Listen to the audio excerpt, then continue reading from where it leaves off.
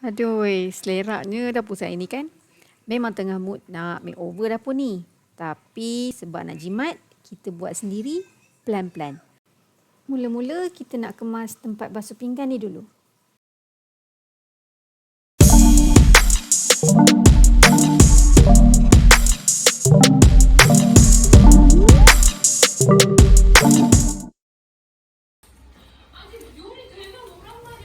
Hai semua, selamat datang ke YouTube channel saya. Okey, sebelum tu kita unboxing dulu dish rag yang saya beli dekat Shopee ni. Kalau anda berminat nak dapatkan jenis yang sama, boleh klik pada link yang ada dekat bawah.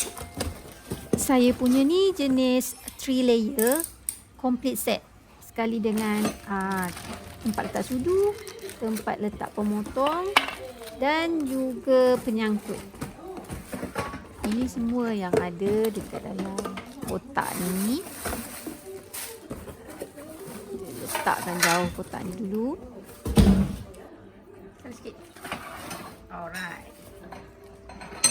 Kita kena check satu-satulah apa yang dia bagi. Takut tak cukup pula ke kan?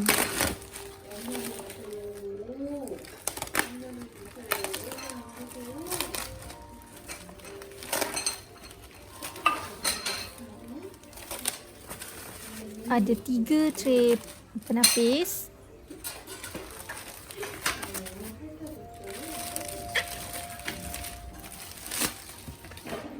Dan ada 3 tray untuk tapis air basahan.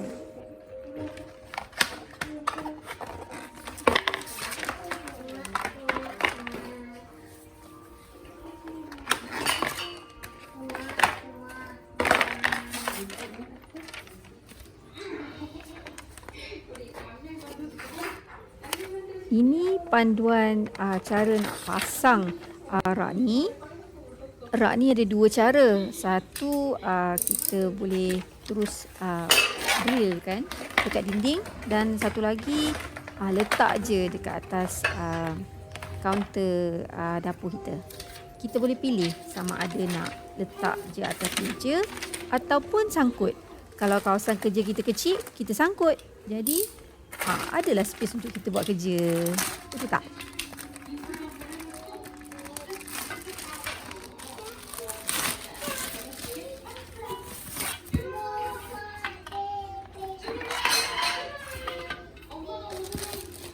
Ini 2 kaki dia.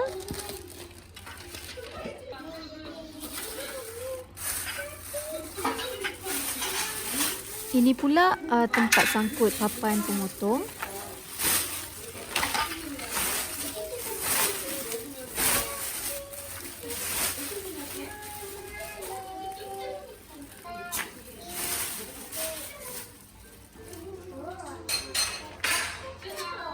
Tempat letak sudu ataupun chopstick.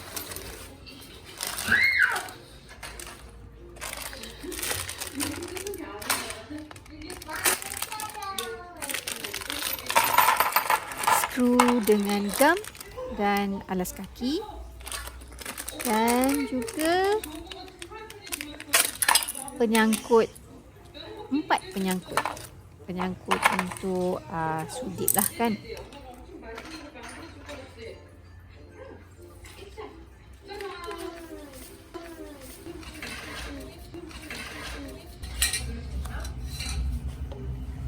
Ini pula tempat untuk kita gantungkan rak ni pada dinding. Apa ni? Oh, dia putus sikit bang.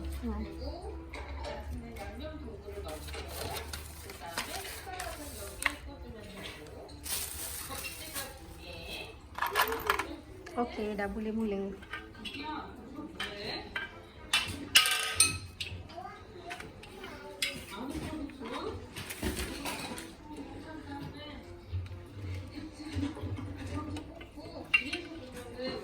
Kita pasang kaki dia dulu.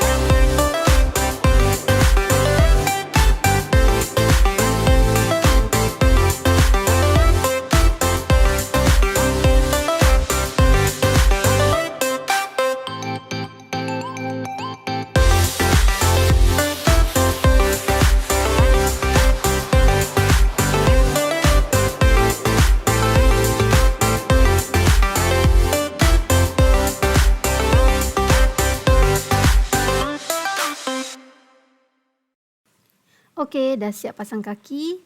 Kita test dulu kedudukan rak tu.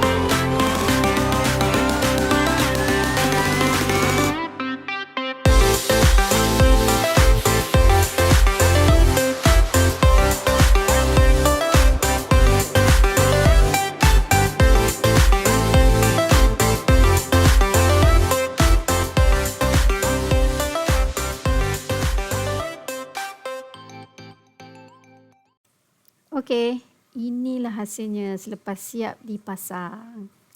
Kemas dan tersusun. Kalau anda sedang mencari dish rack ataupun sedang buat keputusan untuk membuat pembelian, saya harap video ini membantu anda. Okey, jangan lupa subscribe.